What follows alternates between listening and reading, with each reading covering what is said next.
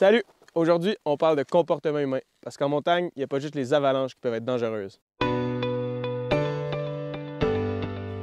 L'arrière-pays est un environnement sauvage et complexe qui demande plusieurs années d'expérience avant de pouvoir commencer à bien le comprendre, même si on a une multitude de formations, qu'on a le meilleur équipement sur le marché, puis qu'on s'entraîne plusieurs fois par saison.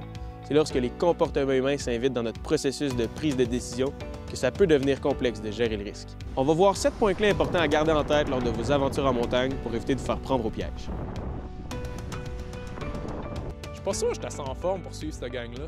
C'est tout à fait normal de se sentir fatigué, d'avoir faim ou d'avoir froid. L'important, c'est de communiquer et de choisir des objectifs qui correspondent à la forme et à l'état de chacun des membres du groupe. Je viens souvent ici.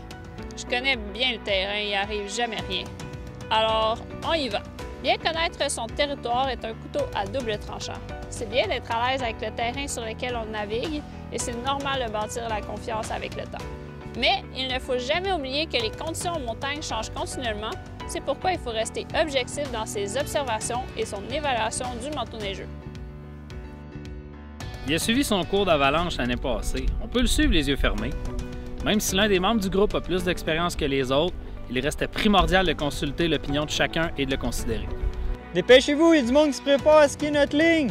On entend souvent cette phrase en montagne et on peut comprendre que tout le monde a envie de faire sa trace.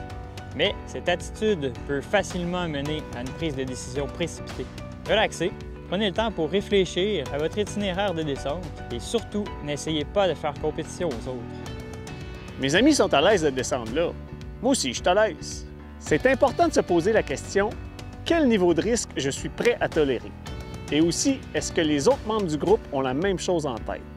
C'est pas rare que cette discussion soit mise de côté, ce qui va faire en sorte que certains membres du groupe vont prendre des risques avec lesquels ils ne seraient pas à l'aise s'ils étaient seuls. On n'est certainement pas venu jusqu'ici pour virer de bord, alors on va se rendre au sommet, peu importe les conditions. La fièvre du sommet est un cas classique, même chez les pratiquants avancés. Il faut faire preuve de flexibilité dans sa planification de journée. Alors, il ne faut pas hésiter à changer ses plans si les conditions ne sont pas celles attendues. Ça va faire une super belle photo pour mon compte Instagram. Lorsqu'on agit pour impressionner, on met de côté plusieurs aspects d'un processus de prise de décision éclairé. Que ce soit pour skier une ligne ou effectuer une manœuvre, il est primordial de se poser la question « Est-ce que je le fais pour les bonnes raisons? » Ça, c'était des comportements à éviter. Maintenant, on va parler de 4 astuces sécuritaires en lien avec les comportements humains qui vont vous aider à prendre des bonnes décisions. Il est important d'être patient et d'écouter la montagne lorsqu'elle dit que ce n'est pas le bon moment pour aller la skier. C'est le cas, par exemple, lorsque le danger d'avalanche est élevé ou que les conditions sont marginales comme en début de saison. Être discipliné, c'est d'avoir une routine avec des bonnes habitudes sécuritaires, comme les professionnels de l'industrie. Ça inclut par exemple de vérifier les conditions avant de partir, de porter et de tester régulièrement son matériel d'avalanche. On veut aussi avoir des bonnes habitudes de déplacement sécuritaire et toujours avoir un plan B en tête. Tout bon groupe se doit d'avoir un bon leader. Cette personne-là est souvent plus expérimentée et travaille fort pour créer un cadre où des bonnes décisions peuvent être prises en groupe. La communication, c'est la clé d'une bonne journée en montagne. Ça commence avec la phase de planification le matin et ça se termine avec une bonne bière au retour à la maison le soir.